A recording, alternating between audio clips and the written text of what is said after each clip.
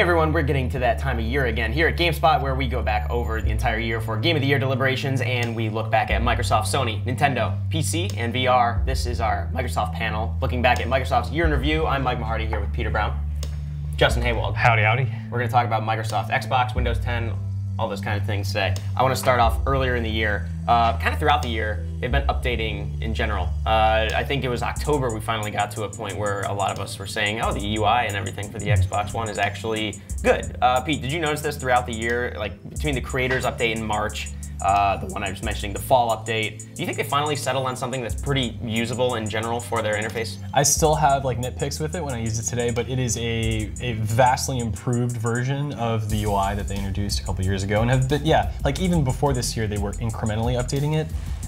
They're in a far better place now.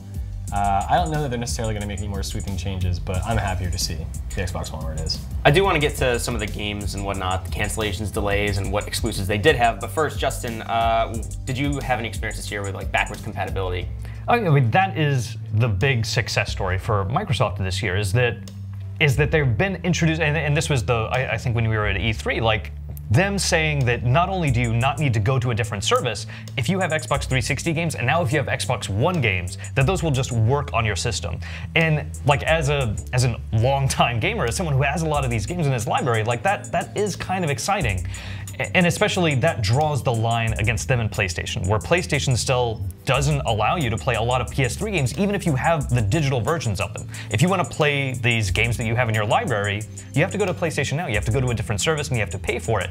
And that to me is the biggest differentiator and kind of the biggest positive for Microsoft, that it feels like they're feeding into those old fans, the people who have supported them for a long time, and saying, if you want to play these classic games and you have them in your digital library, if you have a physical version, you can just play them. That's my favorite thing about Microsoft. And a lot of them will look better too, because a lot of them are getting enhanced even for Xbox One X, even like original Xbox games. That's something that's been going pretty well since the Xbox One X release, right? They've been pretty like up to date on updating those games for free. I think I forget what the more like Shadow of War, I remember when it came out, like was looking pretty good up front. The Xbox One X. Speaking, you were talking about E3, they announced, Phil Spencer took the stage to talk about how Xbox original games were coming to Xbox One backwards compatibility, but the X, it went from Project Scorpio to the name that we now know it and love it as. But you guys both have one, I believe. Or Pete, you got one on day one. What's been your experience with, did you not? No, I have one from the office, but I have been using it. But no, gotcha. I haven't purchased one yet, because $500 still seems like a tough pill to swallow. What's been your experience with the ones that we have been able to get our hands on? It is a beautiful piece of hardware, and I'm someone who like kind of gravitates toward certain types of industrial design, and this sort of fits what I look for perfectly. Now, obviously, the aesthetics of a console are like the least important thing, but when you compare it to the original Xbox One, it's again a vast improvement, right? And it's a system that feels svelte and modern in that way, and then of course it's super powerful as well.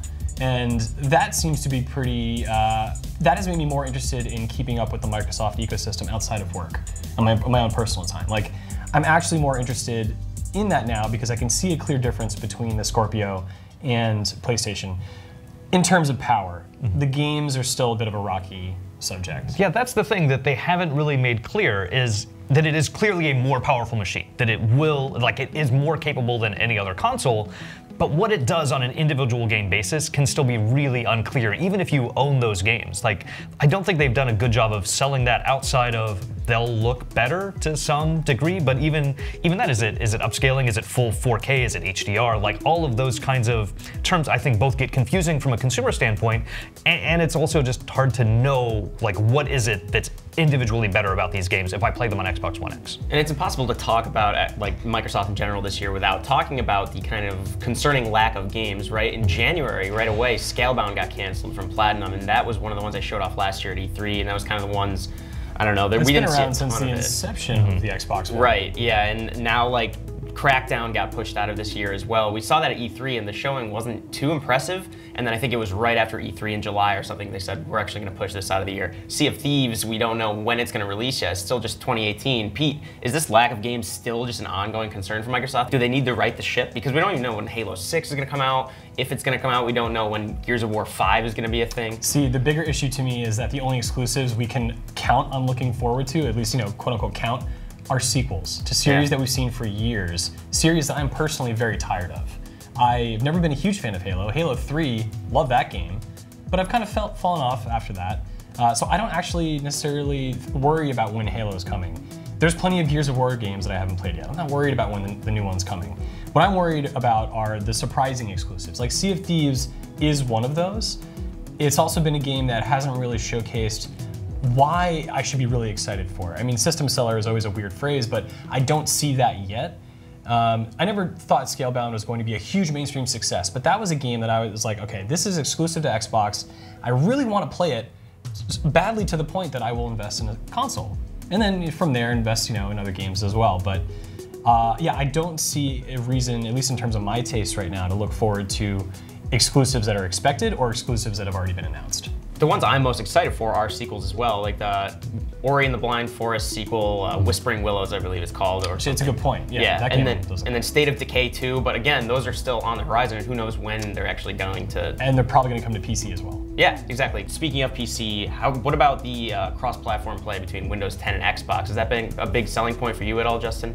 It's something that, again, like backwards compatibility, that I think is a really important part of Xbox, but at the same time, it also dilutes it a little bit. That I don't necessarily need to upgrade to an Xbox One X, and I haven't personally purchased one because I can also get all these experiences on my PC. I don't have a 4K TV.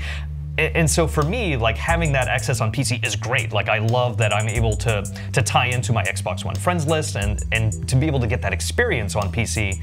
But at the same time, it doesn't make me feel like it's as necessary to have that console experience. It's great, it's smart, it's the thing that differentiates them again from PlayStation, but I don't know that it's the best strategy for selling consoles. Overall, Pete, I want to talk to you about what your holistic view of Xbox is this year, Microsoft in general. We've got backwards compatibility. They brought original Xbox games to the Xbox One. They brought out the Xbox One X finally, and again, we just talked about kind of a concerning lack of exclusives, which seems to be the story of Microsoft over the past few years. But overall, looking back at 2017, how do you think Microsoft did? I think that this was a great year of growth for them. They've set up an incredible foundation for the years to come, and I just really hope that, because I want everyone to succeed. And I haven't really seen success yet for the Xbox One. I would love to see Microsoft do something with that power and all that goodwill they've earned, because I think they're in a position to do some great stuff. Justin, what's your take?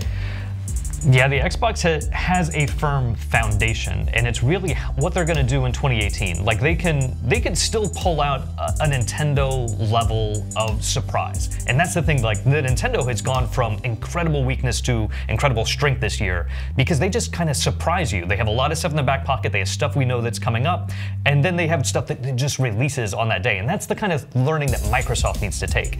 Is that 2018? I don't really know what's coming up from Microsoft outside of a handful of games.